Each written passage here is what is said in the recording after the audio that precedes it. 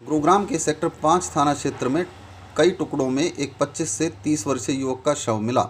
शव को 2 प्लास्टिक के कट्टों में बांधकर फेंका गया था।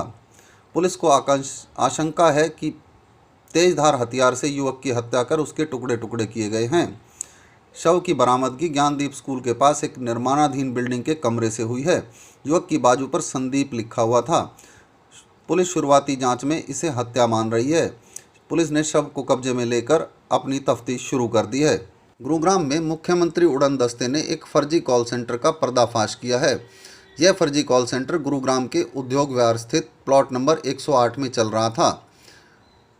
देर रात मुख्यमंत्री उड़न दस्ते ने यहां पर छापा मारा, जहां से 60 से 65 लड़के व लड़कियों को हिरासत में लिया गया है जो कॉलिंग का काम करते थे।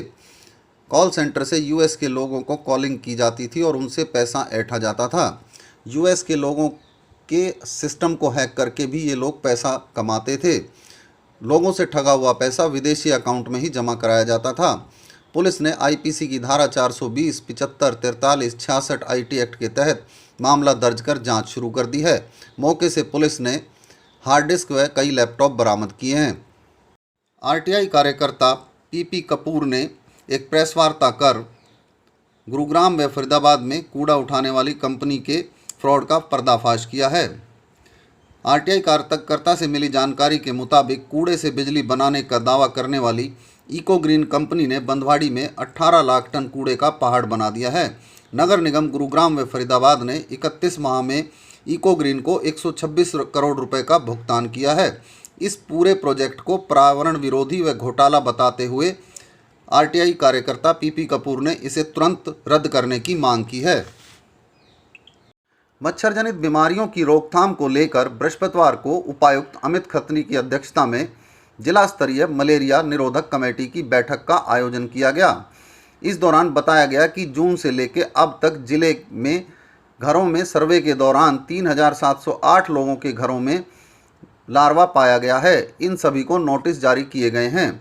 उपायुक्त अमित खत्री ने कहा कि हालांकि जिले में 2015 के बाद मलेरिया और डेंगू के मामलों में काफ़ी कमी आई है, लेकिन फिर भी हमें सतर्क रहने की ज़रूरत है। उन्होंने कहा कि मच्छरों को पनपने से रोकना होगा। लोगों से अपील करते हुए उपायुक्त ने कहा कि वे अपने घरों के आसपास साफ सफाई रखें और मच्छरों को पैदा ना होने दें। उन्होंने विभिन्न विभागों की मच्छरों को बढ़ने से रोकने के लिए जिम्मेदारियां भी तय की। बढ़ते प्रदूषण को रोकने व ग्रेडेड रिस्पांस एक्शन प्लान की पालना सुनिश्चित करने के लिए नगर निगम द्वारा धूल उड़ने से रोकने के लिए 40 वाटर स्प्रिंकल लगाए गए हैं। इनके साथ ही प्रदूषण संबंधी शिकायतों की निगरानी और उनका समयबद्ध तरीके से समाधान करने के लिए सेक्टर 42 कार्यालय में एयर लैब की स्थापना भी की गई है। Mayor Madhu Azad, senior deputy mayor Promila Kablana, deputy mayor Sunita Yadav और अतिरिक्त निगम आयुक्त जसप्रीत कौर ने निगम के सेक्टर 42 कार्यालय स्थित जोनल कार्यालय में 40 वाटर स्प्रिंकल को हरी झंडी दिखाकर रवाना किया। ये वाटर स्प्रिंकल सड़कों और पेड़ों पर पानी का छिड़काव करते रहेंगे। छिड़काव के लिए सीवर ट्रीटमेंट प्लांट से संशोधित पानी का उपयोग किया जाएगा। ईपीसीए ने फरीदाबाद और गुरुग्राम की ग्रुप हाउसिंग सोसाइटियों में ग्रेडेड रिस्पांस एक्शन के तहत डीजल जनरेटरों की सशर्त छूट को तैयार हो गया है। ईपीसीए के चेयरमैन भूरेलाल ने हरियाणा बिजली विभाग के अतिरिक्त मुख्य सचिव टीसी गुप्ता को लिखे पत्र में कहा कि छूट के लिए राज्य सरकार अपना और संबंधित ग्रुप हाउसिंग सोसाइटी के बिल्डर सहित रेजिडेंट वेलफेयर एसोसिएशन से शपथ पत्र दिलाना होगा, जिसमें यह संकल्प होना चाहिए कि अगले साल सर्दियों तक इन सोसाइटियों में बिजली की आपूर्ति करा दी जाएगी। आपको बता दें कि गुरुग्राम में बहुत सी सोसाइटियां ऐसी हैं जिनमें अभी तक बिजली का कनेक्शन नहीं है। उनका पावर जनरेशन केवल जनरेटर के ऊपर डिपेंड रहता है। गुरुग्राम में रिहायशी सोसाइटी के लिए मंजूर भूमि पर एम्बियंस मॉल बनाने की अनुमति देने के मामले में गुरुवार को सीबीआई की तरफ से हाई कोर्ट में सीलबंद स्टेटस रिपोर्ट सौंपी गई। हाई कोर्ट ने रिपोर्ट देखने के बाद उसे सील कर वापस सीबीआई को सौंप दिया।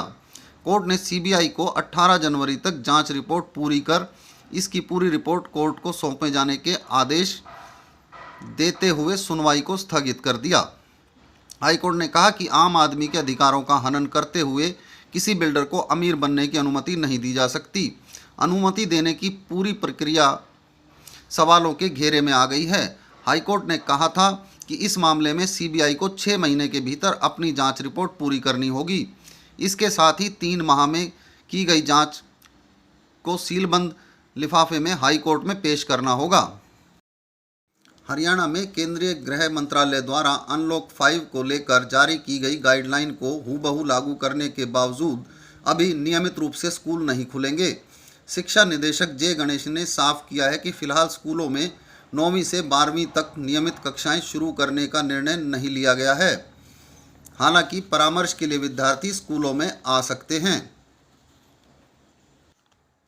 हरियाणा में आगामी त्योहारों के मौसम को देखते हुए लोगों की आवाजाही और बाजार में भीड़भाड़ होने की संभावना के चलते मुख्य सचिव विजय वर्धन ने तुरंत प्रभाव से मानक संचालन प्रक्रियाएं जारी करने के निर्देश दिए हैं।